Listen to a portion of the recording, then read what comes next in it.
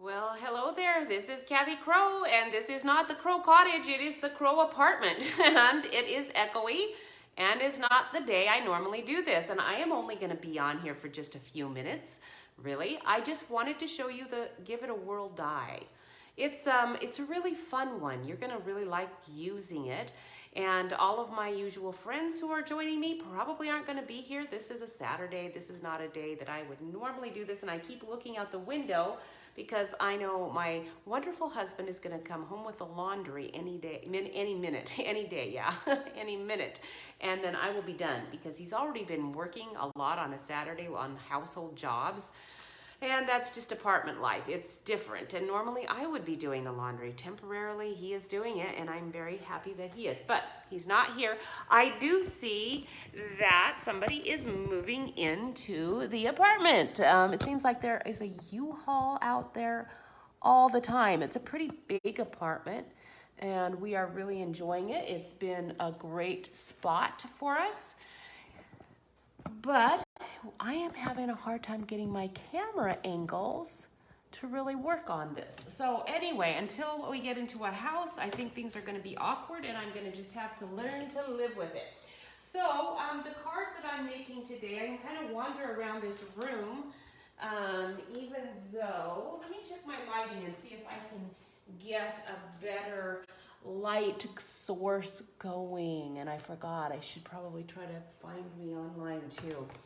I have really bright lights up overhead, and normally I have those off because it's just so terribly bright that it's very glary. But actually, that's looking pretty good. If I just kind of move my light around a little bit, that might be pretty good with overhead light on. We'll see. All right, so I am going to use this Count on Me. That's like perfect for this set, this die. This is our witticisms from last year. Hi, Linda. It's nice to see you. Thank you for joining me for a minute here on a Saturday morning. Going to be really brief. Now, how many of you guys have got this Give It a Whirl die set? I bet you do have it. And it looks a little intimidating when you first pull it out. But actually, the first time you've used it, you're going to just love it. It is so, so fun. So first of all, you're going to want to get this big die out. And let me show you the card that I'm going to be making with this. I did a witticisms one for a retirement, and because I could use the little clock, which I'd wanted to use and never had really used it yet. And the one thing that, and here I put 2 openings, you know, just because I knew this would be going to an adult, and I didn't want them to only see the cute little chinchilla. And then when I put the chinchilla on there, I thought, well, you know what, I could actually, instead of retirement, I could use it as a graduation one too. So I sort of threw a graduation hat into that mix. But let me show you the card that I've done. Now this is on Pinterest, so you could see it there. The Count on Me stamp set, it really does fit. And anything that you're just using the top part, you know, any person's head, anything, it's actually a pretty big window, little pie shape. And on this one, I've only got 1. Now the die does come with a heart. You could do a heart shape opening. Let's see, on this one I put the pie shape like right on the top, and you can play with it and have it go on. You can have it on the bottom, the sides. You know, there's different ways you could do that. You could do all 3 pie shapes. You can see it. It's a third of your circle that goes underneath. Okay, so for the card I'm going to do this time, we're going to do it here. I did like having the little cloud die, which again comes in the set, right over the little brad that you stick in there, so you don't even see the little spinny thing. It makes a really nice finished card. I've done spinners before, and not really liked sometimes how the mechanisms look as well. This was my 4th of July one, and I could use that. I'm loving that calendar. That calendar is very versatile because it doesn't have just a year. You can do all kinds of, you can just use it forever because I can use it for any year, and it's quite easy to use. So the calendar is pretty cool. I'm going to be using that a lot.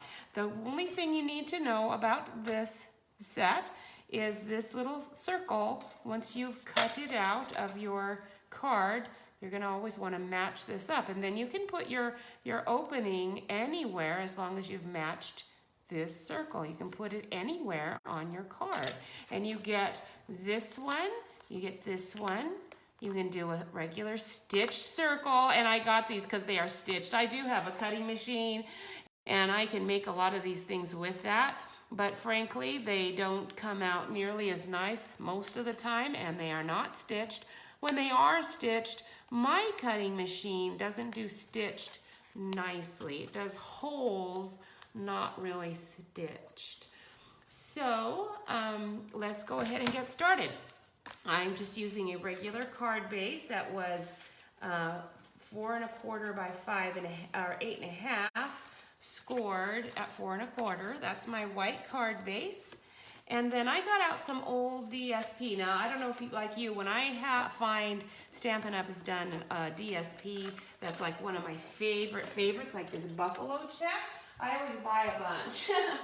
And that doesn't happen all that often really, but it certainly did happen with the buffalo check, so I have a whole bunch of it. And it happened with that wood grain. Do you remember that wood grain? Did you get a bunch of that too? So I'm cutting this at 4 1/4 and 5 1/2. I got a whole bunch of that wood grain because, and do you remember it was like from 3 years ago, and I'm so glad I did because we have we've got right now a timber. It's going to be in next month's catalog. When the new catalog comes out in August, the timber embossing folder is exactly like the plank one I had from a while ago, only a little better. It's a little deeper and a little nicer. So I'm just putting some glue on that, and I'm going to put that right on the top of my card. Okay, and anyway, so that wood grain was really nice. That timber is going to make a nice wood grain pattern on anything, so I would heartily recommend it. All right, so we have our base. Now you can see I cut in here, so I do need to take a little punch, just any little circle punch. Has to be just a circle though. I don't want it to be scalloped. And right on the top, all my punches here, all I'm seeing are my scalloped ones. Where are you non-scalloped? Like that one is scalloped, that won't work. I do have one. I forgot I would need you. All I'm seeing are my scallops. Let me run and grab one from my closet. I do have my handy closet right here, but there we go. Okay, so we're going to take this one as a 1 1/4, and you kind of have to line it up so that you know where you're going to be putting it. I am going to be putting this right here. So now I kind of can see where I want that punch. Okay. It doesn't have to be perfect, but I'd like it to kind of be perfect. Oops, all right. Let me move this die so I can see better where I'm going to be punching that. Ah. Let's work the fingers and not the mouth. All right, here we go. I can get it this time. Now, you don't need a big one, just a little bit of one here. Right, like that, like a half circle, okay? So now I've got room so that when this is here, there's going to be room to play with that little circle. Now, there are probably other demonstrators that have gone on and done this. I know I've seen this card a lot. Let's give it a whirl. I know tons of people are working it. And anyway, all right. So now what I need to do though is I need to cut these all out for you. So let's grab our cutter. We're going to set this aside. I've got, that's Balmy Blue, so I've got a piece of Balmy Blue already.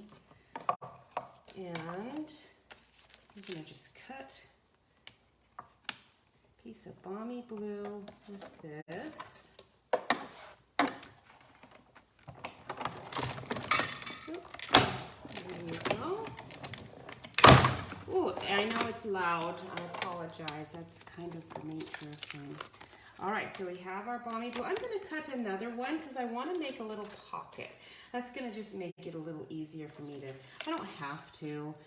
Actually, I probably don't need to, but it'll make it easier applying that brad because then I can apply the brad to the backside, although that's really not necessary. So I guess I won't do it. For time's sake, I won't. On some of them, I did a little pocket. And I kind of preferred it, but it's okay. We want a white thing that I can stamp on. So we're gonna just get some basic white. Now this is my shimmer. I don't necessarily, I want the shimmer for the cloud, not necessarily for the other one. So we're gonna get a plain piece of white. Something sticking there.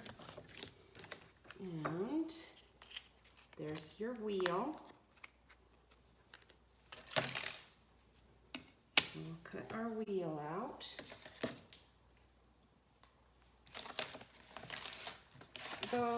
Jeff and I are sure enjoying being down here in Missouri. It's been wonderful. I know people will say, oh, it's hot. It's not. I don't know. We've decided it's because there's always a nice breeze blowing here. And it's a nice breeze. It's never a wind, it's a breeze. Okay, so we're gonna do that. Now you can see it actually shows you your 3 sections, which is gonna make it so much easier to stamp exactly where you want to stamp. And I'm gonna do this, and I'm gonna do it like here. So you find your hole and you line it up. You can put this again anywhere you want, and you can do more than one opening. This is going to be a really fun set to play with kids. I would just really recommend it if you like to craft at all with kids. This is going to be a set you will love to use. Right, Linda? Do you have this set? Wondering if you have it, because this would be one that kids would love to come over and do with you. All right, now see, look at those cute little stitches. You are not going to get that from a cutting machine. Look at that. They actually are stitches. All right, so we're going to do this. Now, maybe some cutting machines can do that. My friend has a new one, and it's probably, I know by her own description, I can tell it's a lot better than the one I have. So it's possible that I might be surprised at what you can do. Now let's go ahead, while I've got this out, we'll do our little clouds. We're gonna do both of those. I'm gonna do those from this shimmer. It's the shimmer is nice. I do notice that its texture is just a little rougher than our basic white. So it does color up a tiny bit differently when you're coloring. The blending inks just go a little differently. All right, we only need 2. Just throw you down and try to release your cloud because I don't really want to take time getting my pick out. All right, so we've got the clouds, we've got that, and that's all of those pieces that we need. We don't need anything else. So we can remove our machine. All right, let me put my pieces all away though, because otherwise, now I haven't used the little circle or the heart die yet, but oh man, I can just see this holiday. Oh, if I only had the time to be making lots of Christmas cards, I would love to make them all this Give It a Whirl, because the Christmas cards are gonna just be, I mean, there's so many different little, pine cones and cute animals, and there's just so many options. All right, so we have our little circle, and I I already know I'm gonna use this Count on Me because that penguin is too cute, isn't he? So let's do the penguins. We're gonna put them right here on this blue background. And this is what he looks like. He's pretty cute. We will try to find a block and stamp him with tuxedo black. And then I'm gonna have to try to find my chalk writer. Now this one, I'm gonna put you a little bit more like this because you kind of got in the way of my cloud before when I was doing this. We'll keep that out, and I'm trying to remember where I put my cleaning sponge. Where's my Simply Chamois? I actually put you away and shocked. All right, you don't have this set. Oh, Linda, you've got to get it. It's a good one. You're gonna really want it. All right, look at this guy. It's so cute. I don't know what this is. Is it a little kiwi? I don't know what he is. He has a tiny little cute beak. The little kangaroo, they're the perfect size to fit in this little window. Now to make sure that your objects are going to, you know, be seen through the window, you can stamp through here, but you don't need to, because again, there are impressions that show you right where the window is. You don't really want to go into the other windows. You do want to stay put. So that does mean you're going to have to mask or just be very careful about how you ink up your other parts. So I'm going to just ink part of the bear. I'm going to just do him, about this much. That's a little more than I probably needed, but it'll be okay. I could, if I'm worried about that, I could take my other little pieces that I've got going here as scraps and just lay them against the edge where I don't want it to go into, just in case it did a little bit. Okay, and there we go. Now we'll stamp on our little bear. He's barely fitting in there, but I want to have room for something up above if I want to put words. All right, now we've got our little bear, and then I did the little fox because he had room beside him to talk. He's just the tiny little bit of him. And I did get a little more of him than I wanted. I'm gonna just stamp part of his tail this time, and I'm not gonna mask or anything. I'm just gonna be a little careful about where I stick it in there in the window, and that turned out just fine. And I think the kiwi guy, he's cute. Let's stick him in there. He can fit to the whole self. He's pretty cute. All right, there we go. It has some cute little sentiments that are pretty small, but not really small enough for this. So I brought out my Here's a Card because there's a tiny little hello there. And I'm gonna stick that in the window and call it good because I wanna get this done quickly. My time is very limited here.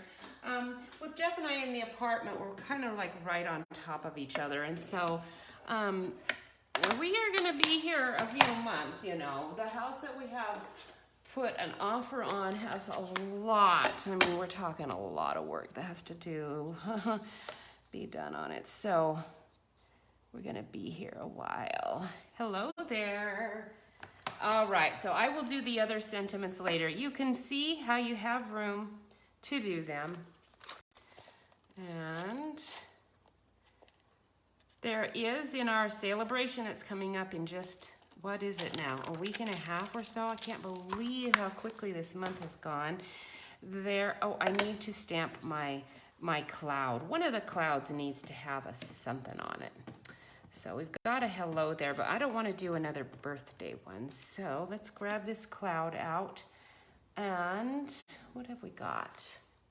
Oh, how about a You Made My Day? That's perfect.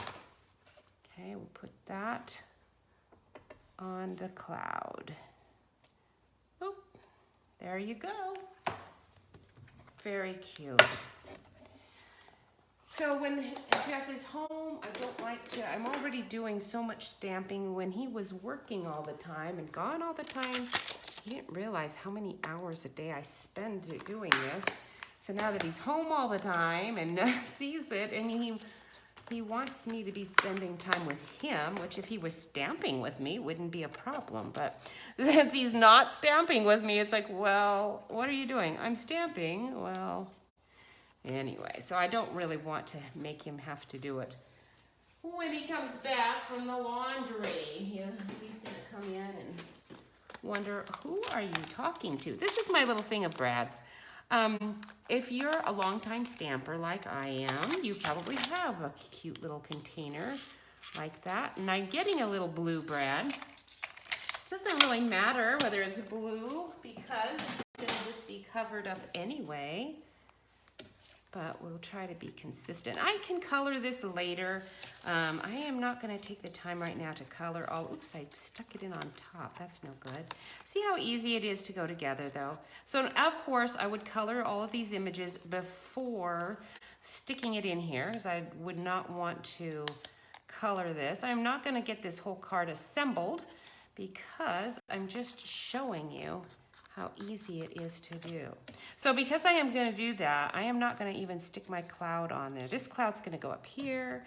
This cloud is going to go right down here. I'm gonna show you how I did the penguins. And then when you're all done, you will want to put dimensionals away from the circle so there's not interfering with the action at all. You just put your dimensionals all around on the edges, on all of the edges.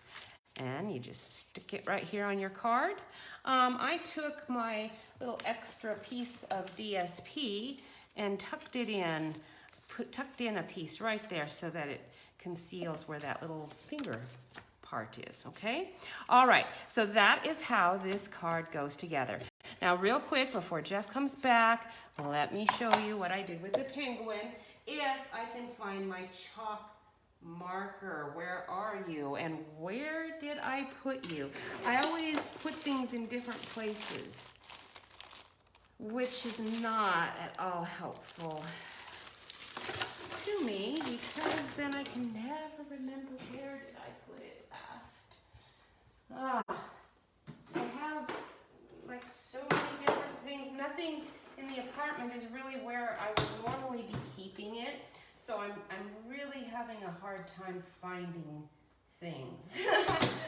Really having a hard time finding things because every time I think I put it where I want it, I move it to another spot because nothing really seems to work right. All right, I found it. So this is our Stampin' Chalk Writer. It works really well as long as it's still working. I do use it enough that it, you know, I need to buy a new one. As soon as I start using it very much, I'm finding I need to buy a new one again. It does dry out. Now you don't want to touch your little eyes. Don't go too close to your little penguin eyes or to that line. If you find that this tip on the chalk writer is a little fat, then don't use it anywhere near his eyes. Get a white gel pen, and then you can go around his little eyes. Okay. I'm not going to do all because I don't want to go too long here. And the coloring part, that's what takes time, doesn't it?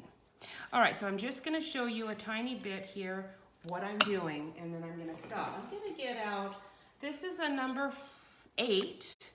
You could get a number 4. I'm going to make sure this is just a gel pen, white gel pen, but you can use it to go around his eyes a little more there without fear of actually covering them. Although, you know, it is just a black dot. So if you accidentally go over his eye, just get out your little black pen. You're gonna have the black pen out anyway. because you're going to be coloring. I'm not going to use an alcohol marker here. I am going to want to use my Stampin' Up marker. So let's see if I can find it. There's one. I'm not really sure if that one is black, but it is. Oh, good, good, good. So here's our Stampin' Up Right marker, and I'm going to get that fine tip edge, and I'm going to just color in my little penguin. Now, if you don't want him to be totally black and you want to have some shading on him, then you would want to use your blending pen. And I am going to show you that. Let me get the fatter tip so I can get going here a little faster. But for you, and you're not doing it, you know, to speed, use the other tip. It's harder to use. Harder to use this side. Hopefully I won't mess it up because it is harder to use. You have to be really careful.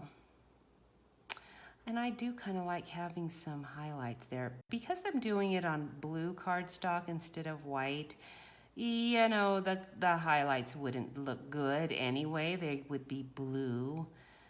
So I will add those in. You could give him a little cowlick if you want. I think he might look cute with a little cowlick.